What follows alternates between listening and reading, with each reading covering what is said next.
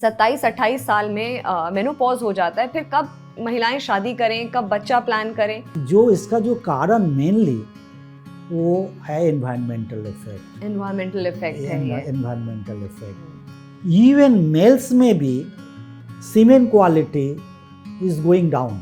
अब ये होता है कि 38, 36 ऐसे बेबी प्लानिंग या कई के बाद 40 साल में भी बेबी प्लानिंग होती है। कितने हेल्दी होते हैं उस एज में कंसीव किए हुए बच्चे? कोई भी बेबी अगर 35 इयर्स और 35 इयर्स के ऊपर होते हैं उसमें जेनेटिक एबनॉर्मलिटी होने का चांस बहुत ज़्यादा है। जो 35 से ज़्यादा है या 35 साल का है, abortion rate, spontaneous abortions rate भी ज़्यादा होते हैं। प्री टर्म डिलीवरीज भी ज़्यादा है। नॉर्मल डिलीवरी अगर कोई इंडिकेशंस नहीं है ऑपरेशन की, कोई कॉम्प्लिकेशंस नहीं है, कोई कॉम्प्लिकेशंस नहीं है, नॉर्मल डिलीवरी बेस्ट। ये मिथ है कि पेल्विक स्ट्रक्चर्स जो है लेबर पेन लेने के बाद इतना स्ट्रेन करना, इसमें हमारा pelvic function including sexual function ये खराब हो जाएगा। This is a myth. ये जो टैबू है पेशेंट्स के अंदर अभी भी आपको लगता है कि है मेल गायनेकोलॉजिस्ट को लेकर के? लोगों का भावना अभी चेंज हो रहा है। लोग एक अच्छा डॉक्टर देखते हैं। हमारे यहाँ पे बहुत सारे जगह है स्टेट में, वहाँ पे मेल गायनेकोलॉजिस्ट का डोमिनेंस है, लाइक वेस्ट बंगाल, उड़ीसा, मुंबई। पॉल्यूशन का डेफिनेटली रोल्स है पीसीओएस में। हम लोग अभी ये फेस कर रहे हैं 16 साल 17 साल का लड़की जिसको हम एडोलेसेंट पीसीओएस बोलते हैं। तो एडोलेसेंट पीसीओएस अभी बहुत कॉमन हो रहा है। जो कैफीन है, चाय, कॉफी, इनका भी क्या फर्टिलिटी पर इम्पैक्ट होता है?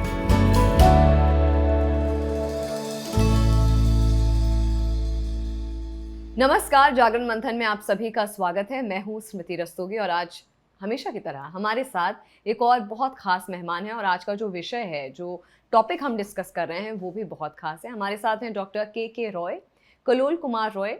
और इनका जो एक्सपीरियंस की बात करें, एक्सपर्टीज़ की बात करें, तो 35 साल से ज़्यादा इनको एक्सपीरियंस है gynaecology and in the treatment of infertility.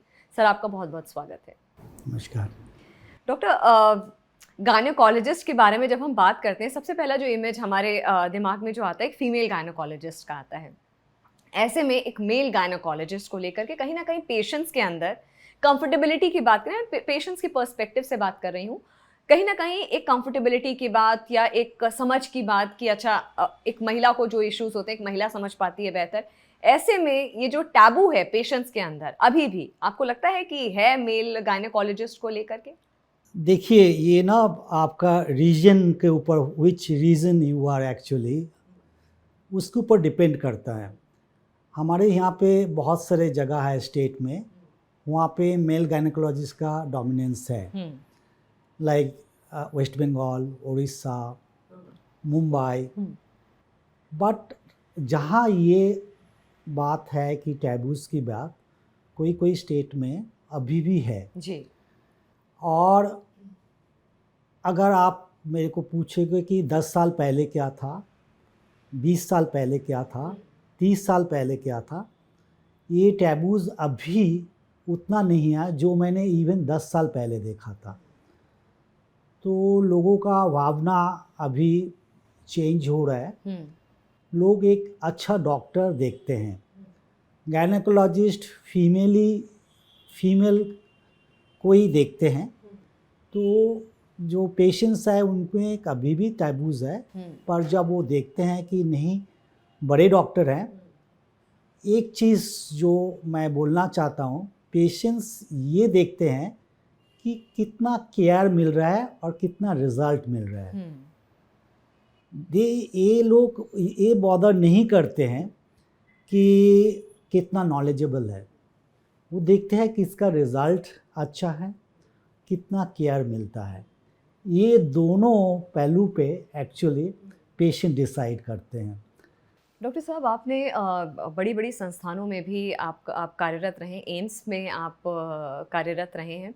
ऐसे में कहीं ना कहीं ऐसे केसेस भी आपके सामने आते होंगे कि महिलाएं आई हैं, वो ये सोच करके आई हैं कि एक महिला गायनेकोलॉजिस्ट मिलेगी हमें, और आप अपने पूरे अनुभव के साथ 35 साल से ज़्यादा के अनुभव के साथ आप उनको खड़े मिलते हैं, तो कभी ऐसा हुआ कि वो अनकंफर्टेबल हो गई? क्या रीज़न होता है कि मतलब वो थोड़ा-सा मतलब अभी भी जो टैबू थोड़ा बहुत चल रहा है?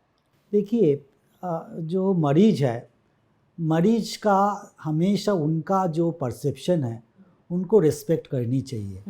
हमने भी ये फेस किया है शुरू में, in the beginning of my career, जब हम फेमस होने लगे कि ये डॉक्टर साहब के पास आएंगे तो हमको रिज़ल्ट मिल जाएगा। फिर भी कोई पेशेंट्स बोलते हैं कि सर हमारा एग्ज़ामिनेशन अगर किसी से करवा दीजिए, तो कोई भी गायनेकोलॉजिस्ट को ये माइंड नहीं करना चाहिए, इसको ईगो में नहीं लेना चाहिए। तो ऐसा मेरे साथ भी हुआ है। हमने हमारा जूनियर फैकल्टी को बुला के हम ये बोल देते हैं, इनको देख लीजिए, देन वी सिट टुगेदर, हम लोग बैठ के बात करें और इसका हल निकालें। तो पेशेंट्स का जो परसेप्शन है उसको वो गलत नहीं है, क्योंकि कल्चर ऐसा है, ट्रेडिशन ऐसा है। पर जैसे मैंने बोला आपको कि ये चेंज हो रहा है अभी, वो देखते हैं कि केयर कितना मिल रहा है, रिज़ल्ट क्या है, तो आ जाते हैं। और बल्कि वेटिंग लिस्ट इतना ज़्यादा है कि उसका अपॉइंटमेंट मिलने भी कम से कम 3 महीना लग जाता है। अरे डॉक्टर साहब, अभी हम प्रेजेंट अगर सिनारियो की बात करें तो एक जो बहुत आम जो बात अब हो गई है वो महिलाओं में हो गई है PCOS की, पॉलीसिस्टिक ओवरी सिंड्रोम या पॉलीसिस्टिक ओवरी डिजीज़। एक महिला को छोड़ के हर दूसरी महिला को ये प्रॉब्लम होती है, और अब एज भी इतना कोई फैक्टर नहीं है। डॉक्टर साहब, कितना बड़ा आप रीज़न मानते हैं? क्योंकि अभी पोल्यूशन, आज के हम वक्त की बात करें, पोल्यूशन बहुत ज़्यादा है, AQI इतना ड्रॉप कर गया है हमारा। ये जो एनवायरनमेंट को कितना बड़ा फैक्टर मानते हैं हम, या कितना बड़ा रोल है इस पूरे PCOS के सर्कल में? देखिए, एनवायरनमेंट, पोल्यूशन, PCOS, इसका लिंक अभी भी इन द एक्सपेरिमेंटल फेज में है। और पोल्यूशन का डेफिनेटली रोल्स है PCOS में। जो भी अभी रिसर्च के पिछले 10 साल का जो रिसर्च हुआ उसमें जो भी निकला, उसमें पोल्यूशंस का रोल है। बट डेफिनेटली कितना लिंक है, हमारा वो प्लेटफॉर्म अभी नहीं मिला बोलने के लिए। पर डेफिनेटली पोल्यूशन के साथ जो लोगों का लाइफस्टाइल मॉडिफिकेशंस, लाइफस्टाइल जो चेंज हो गया है, particularly sedentary habit, junk food. आजकल तो ऐसा होता है कि आप 3 बार खाना लेते हो तो 3 बार में 2 बार बाहर से ही खाना आ रहा है जी। और particularly work from home and sedentary habit. Even हम लोग अभी ये फेस कर रहे हैं, 16 साल 17 साल का लड़की जिसको हम एडोलेसेंट PCOS बोलते हैं, तो एडोलेसेंट PCOS अभी बहुत कॉमन हो रहा है। अच्छा। पहले से, मतलब अब 15-16 साल में भी 15-16 साल में PCOD हो रहा है? PCOS, yes. हमारे पास बहुत पेशेंट्स आते हैं, उसका मम्मी लेके आते हैं, उसका PCOS के साथ प्रॉब्लम, वो जो प्रॉब्लम है वो प्रॉब्लम लेके आते हैं। बट अल्टीमेटली वी डायग्नोज कि ये तो PCOS ही है। और इसके लिए सबसे बड़ा रीज़न ये है कि लाइफस्टाइल चेंज हो गया है। एक्सरसाइज नहीं करते हैं, घर का खाना नहीं खाते हैं, और ये vicious cycle, overweight and then PCOS के साथ फिर ओवरवेट एंड देन PCOS फिर deteriorate, it becomes a vicious cycle. So ये बात है कि पोल्यूशन के तो है ही, उसका लिंक तो है ही। हाउ मच वो हम may be another 5 years time हम बोल पाएंगे, पर definitely younger generations, younger people, उन लोगों का PCOS ज़्यादा हो रहा है। इसके मेन कारण ये है कि lifestyle changes and sedentary habit and junk food. अच्छा डॉक्टर साहब, जैसे आपने बोला कि डायग्नोस करने के लिए लेके आते हैं, जैसे फॉर एग्जांपल किसी को इंसोम्निया हो रहा है या हेयर फॉल हो रहा है, हेयर ब्रेकेज हो रहा है, पिंपल्स हैं, तो कई बार ये होता है कि हम पिंपल्स दिखाने चले गए, हेयर फॉल हो रहा है, हम वो ब्रेकेज को दिखाने चले गए, नींद नहीं आ रही है तो इंसोम्निया दिखाने चले गए। कई बार आइडेंटिफिकेशन में कि रूट कॉज क्या है, मैं महिलाओं की बात ही क्योंकि PCOS की बात कर रही हूँ, महिलाओं को बहुत वक्त लग जाता है कि आप अपने एक्सटर्नल चीज़ें आप यूज़ करके अपने पिंपल्स या एक्सटर्नल चीज़ें अपने बालों के लिए, लेकिन रूट कॉज इतनी जल्दी आइडेंटिफाई नहीं कर पाते। तो ऐसे में आप हमारे ऑडियंस को क्या बताएंगे, क्या ऐसे सिम्टम्स हैं जिनको देख करके थोड़ा आगाह हो जाना चाहिए? अगर पीसीओएस की बात करें आप, तो जैसे मैंने बोला कि यंगर पीपल, उसमें जैसे एडोलेसेंट पीसीओएस, आप बहुत सही बोले हैं कि मम्मी उसको लेके आ जाता है, कभी मरीज खुद ही आ जाते हैं।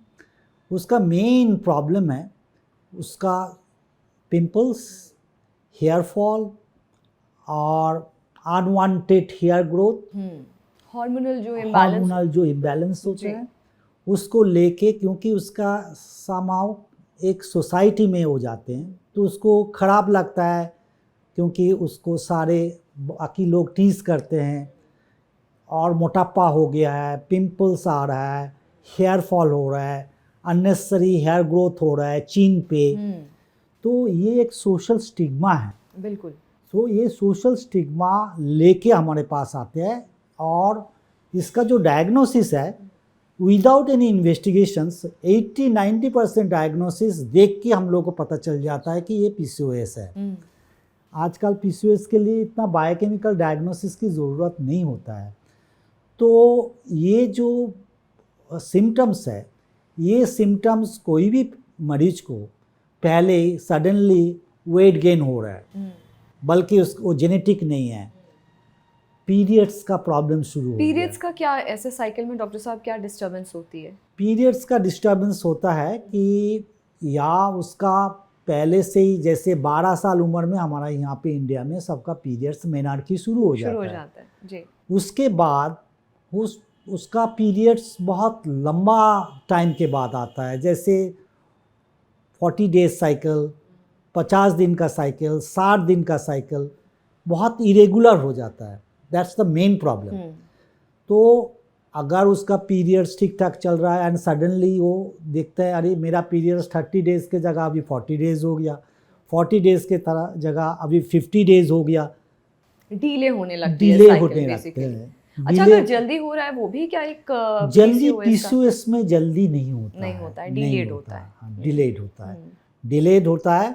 कभी कभी इतना डिले हो जाता है कि हमको कुछ दवाई देना पड़ता है कि उसका पीरियड पूरा रेगुलर हो जाए। तो वो अर्लीस्ट सिम्टम्स, मेंस्ट्रुएशंस की बात करें तो अर्लीस्ट सिम्टम्स ये होता है कि डिले हो जाता है, जी।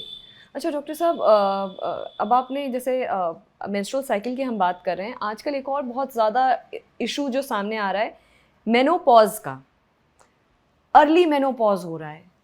ये भी मैंने अभी केसेस पढ़े थे कि 28 साल, 27 साल, 30 साल में महिलाओं को, क्योंकि उस वक्त जनरली जो महिलाएं शादी करती हैं तो उसके बाद बेबी प्लानिंग होती है। ये प्रोसेस अब इतना ज़्यादा आगे आ गया है कि 27-28 साल में मेनोपॉज हो जाता है। फिर कब महिलाएं शादी करें, कब बच्चा प्लान करें, ये भी बहुत चैलेंजिंग हो गया। ये मैं सही बात बोल रही हूँ डॉक्टर साहब? बिल्कुल आप सही बोल रहे हैं। हम लोग अभी लास्ट 20 ईयर्स हमने देखा है, पर्टिकुलरली लास्ट डिकेड से ये देखा है कि ओवरियन रिजर्व जो होता है, बिकॉज ओवरियन रिजर्व के ऊपर, ओवरी का जो एक रिजर्व वैल्यू होता है उसके ऊपर डिपेंड करता है कि कितनी साल तक महारी चलेगा जी, और माँ बन सकते हैं, और माँ बन सकता है। वो ना धीरे धीरे लास्ट डिकेड, लास्ट 10 साल में हम देख रहे हैं बहुत सारे यंग पेशेंट का रिजर्व खराब हो रहा है और फिर उसका पीरियड धीरे धीरे कम हो रहा है, फिर पीरियड बंद हो रहा है, वो मेनोपॉज में चल रहा है, जा रहा है। तो ये जो इसका जो कारण मेनली जो अभी डॉक्यूमेंटेड है वो है एनवायरमेंटल इफेक्ट है। एनवायरमेंटल इफेक्ट इवन मेल्स में भी semen quality is going down जी।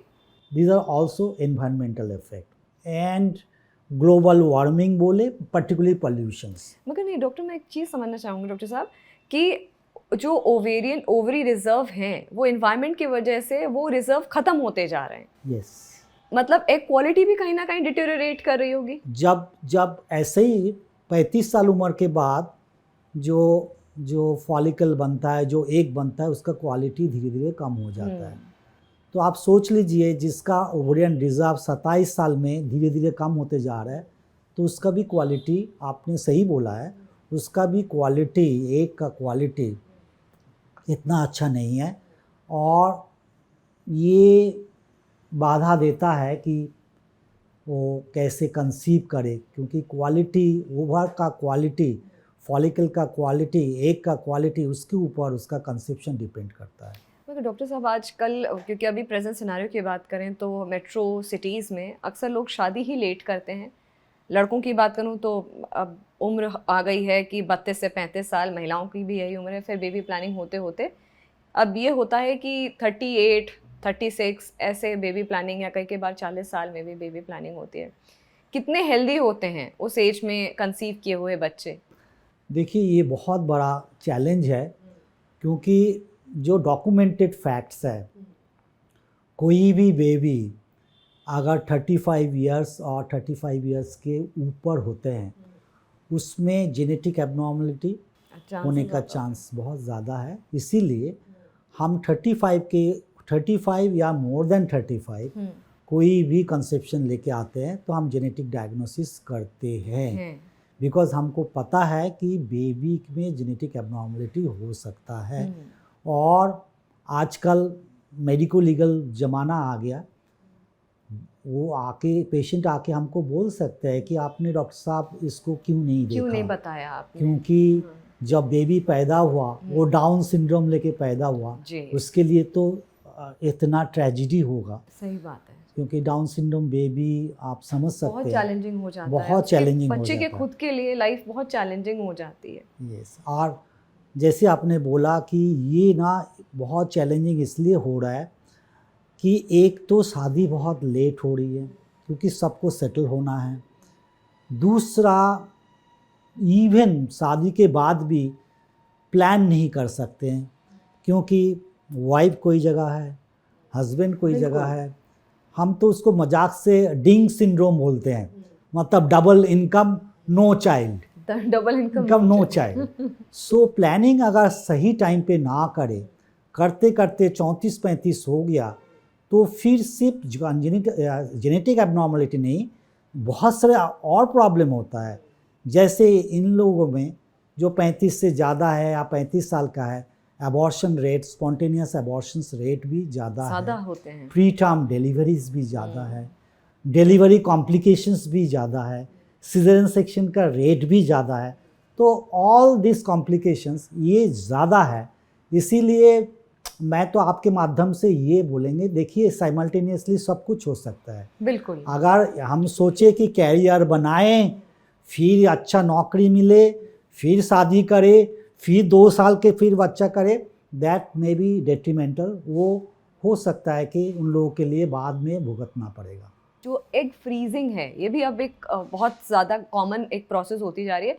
कितना आप इसको कितना सही मानते हैं, या क्या गाइड करेंगे उस प्रोसेस में कि सही एज कौन सी होती है एग्स फ्रीज कराने के लिए, और क्या ज़रूरी है कि एग्स फ्रीज कराने चाहिए महिला को? आपको लास्ट क्वेश्चन का जवाब पहले दूंगा। हमारे ख्याल से, सबके मुताबिक, अगर इंडिकेशंस नहीं हैं, उसका इंडिकेशंस नहीं है, तो एक फ्रीजिंग नहीं करानी चाहिए। आप इंडिकेशंस की बात करें किस में करना चाहिए, उसको इंडिकेशंस बोलते हैं, किस में करना चाहिए कि एक फ्रीजिंग।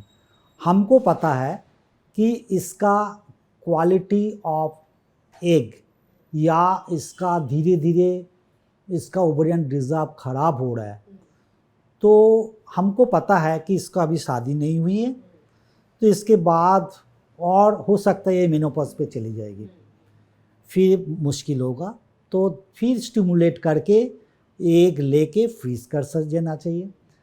दूसरा, कोई कोई बीमारी ऐसा है जैसे एंडोमेट्रियोसिस है, उसमें एक फ्रीजिंग करना चाहिए, क्योंकि एंडोमेट्रियोसिस में टाइम जितना जाएगा ना, उतना ओवरियन रिजर्व कम होता जाएगा और धीरे धीरे ओवरी का जो जान है वो ख़त्म हो जाएगा।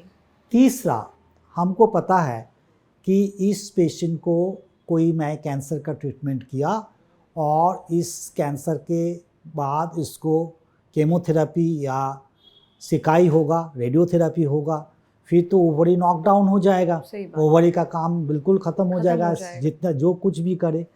तो फिर उसमें हम ये करते हैं कि एक को लेके बिफोर स्टार्टिंग द ट्रीटमेंट शुरू करने से पहले एक फ्रीजिंग करके फिर इसको ट्रीटमेंट करते हैं, क्योंकि वो तो मेनोपॉज में चल ही जाएगा। बिल्कुल। सो अनटिल एंड अनलेस, ये मैं बताऊंगा एज ए फैशन नहीं करना चाहिए फ्रीजिंग। नहीं करना। अच्छी बात बताई डॉक्टर साहब आपने।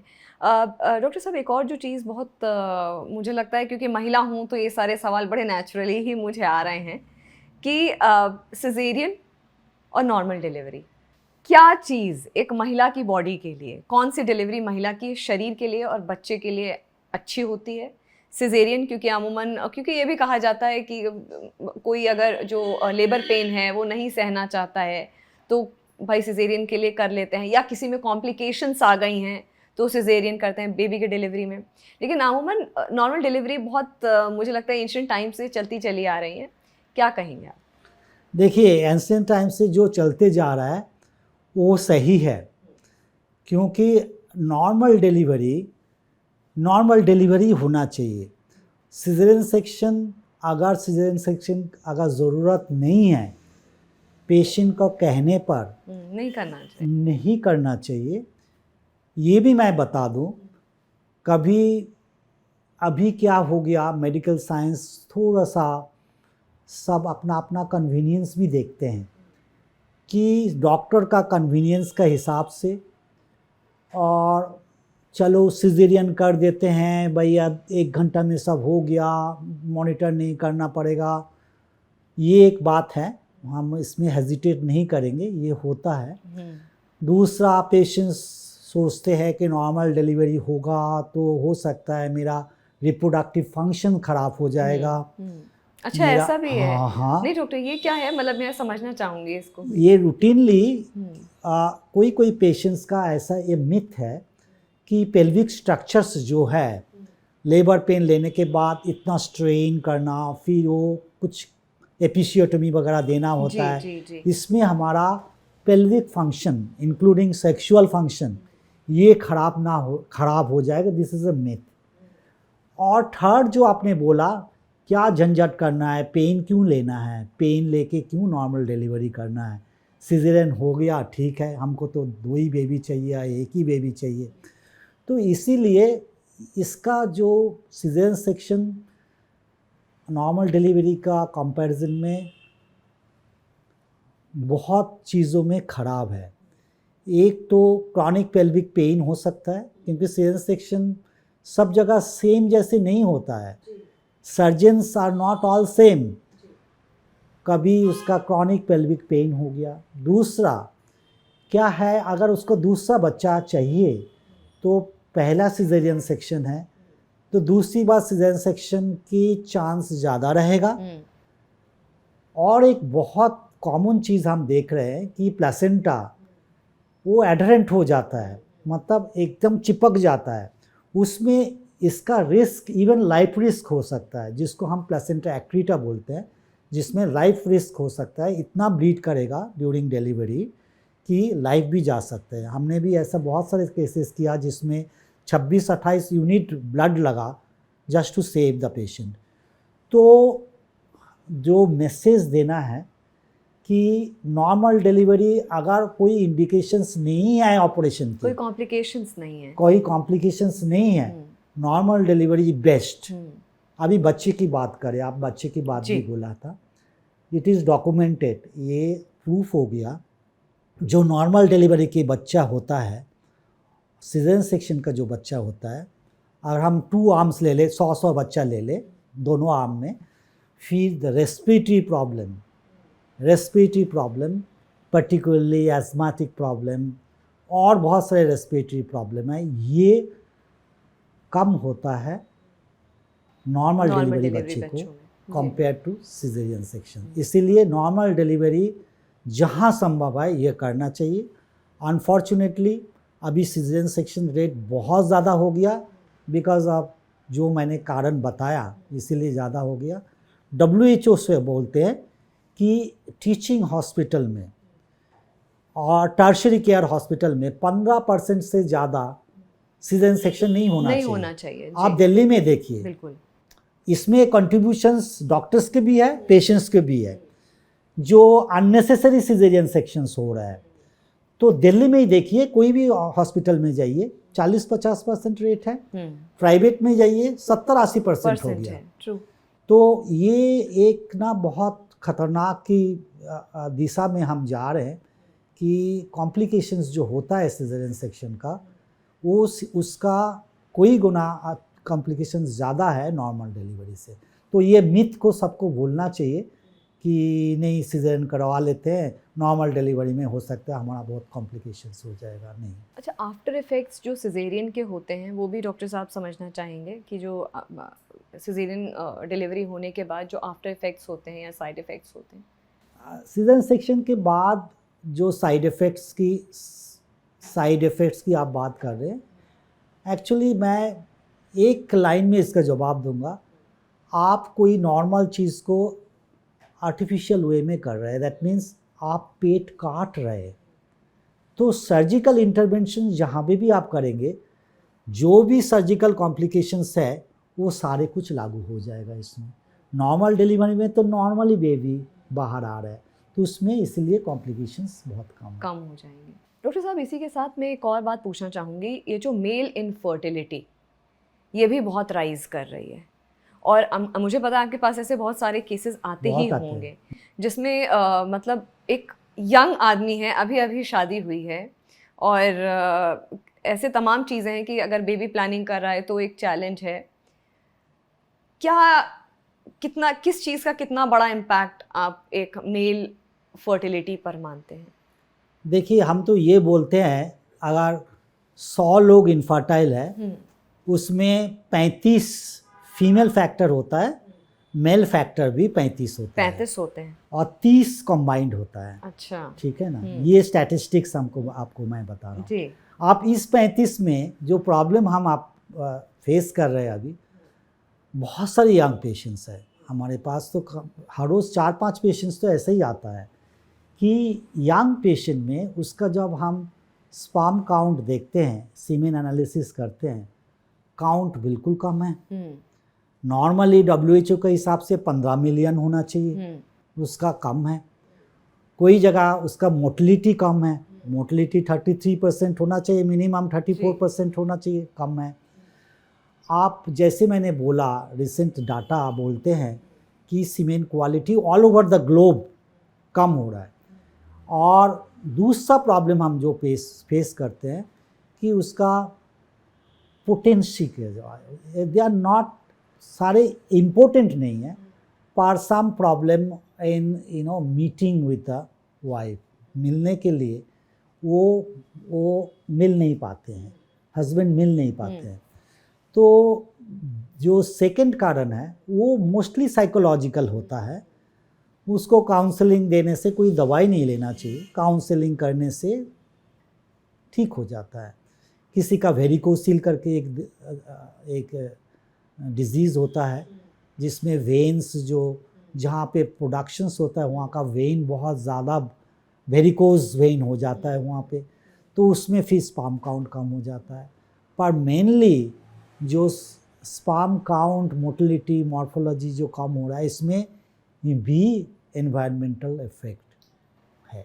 तो मतलब मोटी मोटी बात डॉक्टर साहब ये रही, पोल्यूशन का एक बहुत बड़ा, और दिल्ली में मतलब जिस तरह से पोल्यूशन बढ़ रहा है तो किसी से बात छुपी नहीं है। तो इसका कहीं ना कहीं एडवर्स इम्पैक्ट होगा। ये मास्क वगैरह पहनने से आपको लगता है कि कुछ असर पड़ सकता है, कुछ बचाव हो सकता है किसी तरह से? नहीं हो सकता नहीं, ना मास्क में बचाव हो सकता है। These are just a false sense of security.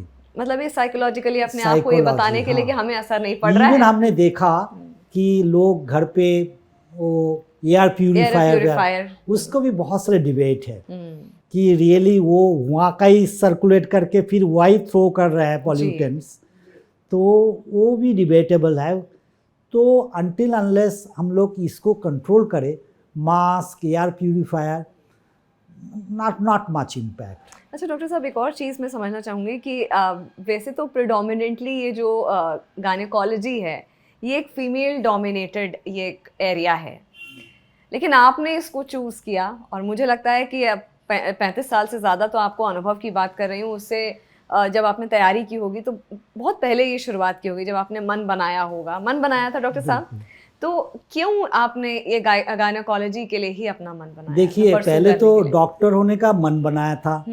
मैंने पहले इंडियन इंस्टीट्यूट ऑफ टेक्नोलॉजी यहाँ पे दिल्ली पे आए थे, उसके बाद हमने मन बना लिया था कि हम डॉक्टरी ही करेंगे, फिर डॉक्टर बने। फिर इंटर्नशिप में जब मैं गायनेकोलॉजी का डिपार्टमेंट में जो हमारा एक पोस्टिंग होती है 1 महीने का, तभी मैंने देखा कि ये एक ऐसा लाइन है जिसमें इनफर्टिलिटी पेशेंट्स जो ज़्यादा है और इनफर्टिलिटी पेशेंट्स बढ़ रहा है। आज 30 साल पहले की बात करूं और आज की बात करूं, इनफर्टिलिटी पेशेंट्स बहुत ज़्यादा बढ़ गया। तो हमने सोचा इन लोगों का स्माइल देखूं, that will be a challenge. और सेकंड थिंग मैंने ये देखा कि यहाँ पे सारे टाइम मिठाइयाँ ही बांटते रहते हैं, क्योंकि यहाँ पे लोगों का प्लेजर बहुत ज़्यादा है, क्योंकि बच्चा डिलीवरी हुआ, आपका पैर छू के जाएगा। तो मैं तो पहले सोचा था मैं सर्जन ही बनूंगा, फिर मैंने माइंड चेंज कर लिया कि ये ऐसा है कि ऐसा ब्रांच है जहाँ पे आप स्माइल देने के लिए आप एक चैलेंज ले सकते हो और यहाँ पे आप बहुत कुछ कर सकते हो, क्योंकि फीमेल डोमिनेटेड सोसाइटी तो नहीं है अभी भी, बट फीमेल समहाउ सारे दोष उसको ही देते हैं कि इसकी दोष है, मेल्स का कोई दोष है नहीं। अभी भी है ये चीज़ें, अभी भी गांव पे है। तो ये चैलेंज क्यों ना लिया जाए, और तब से मैं जब इसको डिटर्मिनेशंस के साथ मैंने लिया तो उसके बाद मैं सक्सेसफुल हो गया हूँ अभी। बिल्कुल, इसमें तो कोई दो राय नहीं है। और जिस तरह से आपसे मेरी बात पहले भी होती रही है और आपका जो अनुभव रहा है, आपसे जो मुलाकातें रही हैं, ऐसा भी हुआ है कि कई पेशेंट्स आपके पास भेजे वो इतने खुश हो करके आए हैं।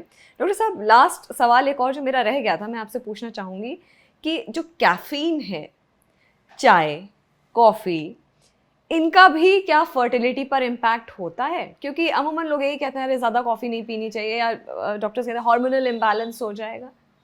आपने बहुत सही बोला है। देखिए, कैफ़ीन के ऊपर बहुत सारे स्टडीज़ हुआ है, और कैफ़ीन यू सी, अगर आप जैसे चेन स्मोकर है पर हरदम आप कॉफ़ी पी रहे हैं, उसका इफ़ेक्ट है ओवुलेशंस के ऊपर।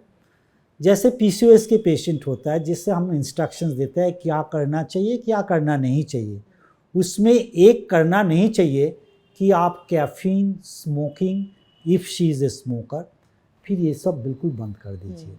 तो इसके इम्पैक्ट है। कॉफ़ी ज़्यादा नहीं पीना चाहिए, पर्टिकुलरली इनफर्टिलिटी प्रिवेंट करने के लिए नहीं, पर जो इनफर्टिलिटी पर्टिकुलरली पीसीओएस के लिए है, उनको कॉफ़ी ज़्यादा नहीं पीना चाहिए। नहीं पीनी चाहिए। कॉफ़ी का अगर ऑब्स्टेटिक्स पार्ट बोलेंगे, जैसे डिलीवरी की बात आ रही है, जैसे प्रेगनेंसी में कॉफ़ी ज़्यादा पीने से जी ग्रोथ रेस्ट्रिक्शंस भी हो सकता है बच्चे का, इसको हम फीटल ग्रोथ रेस्ट्रिक्शंस बोलते हैं। तो कॉफ़ी ज़्यादा नहीं पीनी चाहिए। डॉक्टर साहब, आज आपने अपना वक्त दिया बहुत अच्छे से, मतलब ऐसा लग रहा था एक क्लास चल रही है जिसमें मैं एक एक करके सवाल पूछ रही हूँ और आप बहुत ही आसान शब्दों में, डिटेल में एक एक सवाल को एक डिकोड करके अपने आंसर और उसको बिल्कुल सिंप्लीफाई करके मुझे बता रहे हैं। बहुत अच्छा लगा मुझे पर्सनली, ये इंटरव्यू आज का बहुत अच्छा लगा, बहुत कुछ सीखने को था, और मुझे लगता है कि जो हमारी ऑडियंस है उनको भी ये जो इंटरव्यू है बहुत अच्छा लगेगा, बहुत कुछ सीखने को मिलेगा। डॉक्टर साहब, आपको बहुत बहुत धन्यवाद। Thank you so much. Thank you. फिलहाल जागरण मंथन में इतना ही, मुझे दीजिए इजाज़त। नमस्कार।